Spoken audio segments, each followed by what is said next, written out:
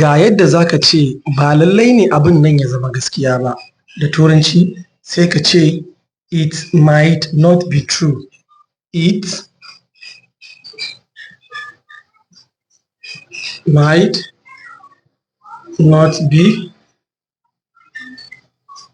might not be true. Ma'ana ba lallai ne abin nan ya zama gaskiya ba. It might not be true. It might not be true. Ba lallai ne abin nan ya zama gaskiya ba.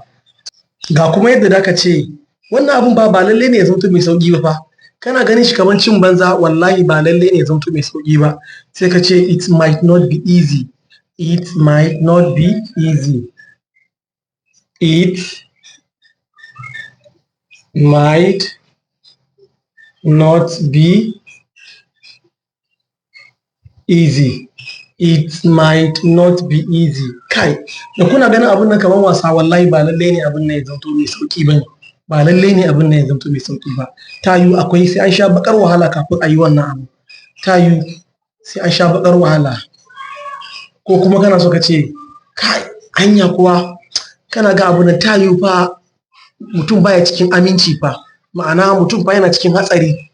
Kai, anya kuwa mutum ta yiwu fa yana cikin rashin aminci. Sai ka ce it might not be safe. It might not be safe.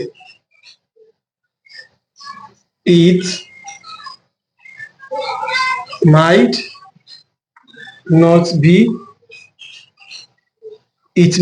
not be safe. It might not be safe. Kai, wannan harka ba lallai ne abin ya zamto lafiya lau ba fa.